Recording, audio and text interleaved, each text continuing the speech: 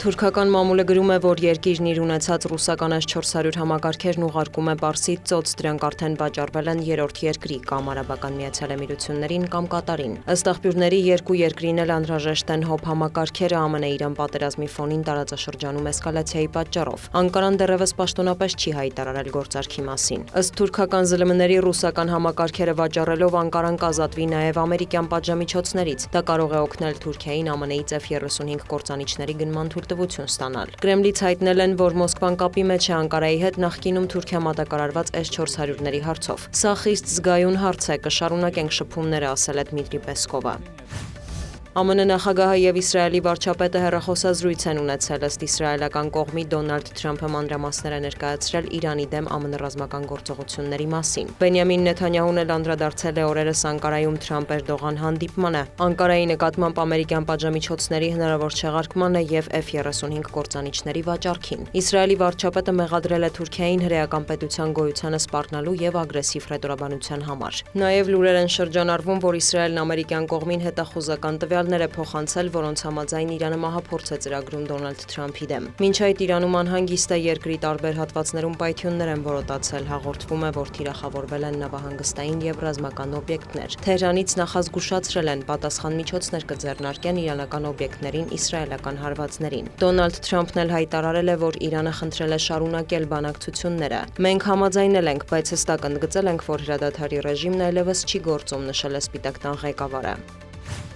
Կրեմլի խոսնակը հայտարարել է, թե Ուկրաինան բացարձակապես պատրաստ չէ խաղաղ կարգավորման, չնայած Կիևը բազմիցս կոչ է արել Մոսկվային նստել բանակցությունների սեղանի շուրջ։ Ուստի Դմիտրի Պեսկովի խոսքով Ռուսաստանը շարունակում է հատուկ ռազմական գործողությունը։ Ռուսական ուժերն ընդլայնում են սահմանին բուֆերային գոտին, քանի որ Կիևը սրում է հակամարտությունը, ասել է Պաշտոնյան։ Ավելի վաղ Վոլոդիմիր Զելենսկին հայտնել էր, որ այժմ արդար խաղաղության հասնելու հնարավորություն կա։ Նրա խոսքով Ուկրաինան ուժեղ է մարտի դաշտում եւ երկնքում, իսկ Ռուսաստանը կորցնում է առավելությունը։ Նախագահը նաև տեղեկացրել է, որ առաջիկայում Միացյալ Նահանգները պատրիոտ հոբ համակարգերի համար նախատեսված հրթիռներ կտրամադրի Կիևին։ Նախագահը հավելել է, որ Կիևը պաշտպանական ոլորտում գործակցություն է սկսում Թուրքիայի եւ Ադրբեջանի հետ։ Ուկրաինայի զինված ուժերի գլխավոր հրամանատար Ալեքսանդր Սիրսկին էլ հայտարարել է, որ 2026 թվականի առաջին կեսին ռուսական բանակին չի հաջողվել լայնածավալ հարձակում իրականացնել։ Դաշնության զորքերի առաջ խաղացման տեմպը կրճատվել է ավելի քան 2 անգամ։ Միևնույն ժամանակ Սիրսկին հավելել է, թշնամուն թերագնահատել չի կարելի։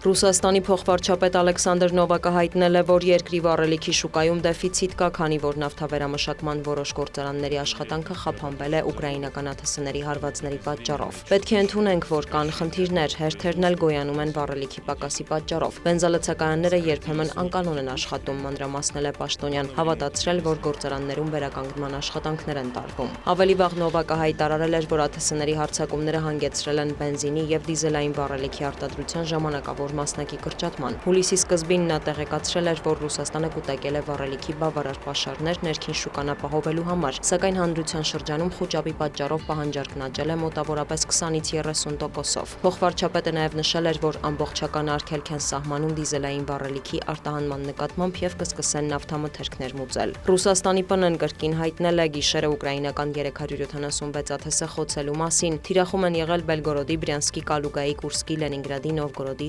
Սմոլենսկի, Տվերի, Մոսկվայի մարզերը, Ղրիմը, Ազովի ծովի տարածքը։ Կրասնոդարի երկրամասում նավթավերամշակման գործարան է վնասվել, օբյեկտի տարածքում հրդեհ է բռնկվել։ Ռոստովի մարզում եւս նավթային օբյեկտներ են թիրախավորվել։ Տագանդրոգում կան ավերածություններ, մի շարք օդանավականների աշխատանքը սահմանափակվել է։ Դիանա Գասպարյան, լուրեր։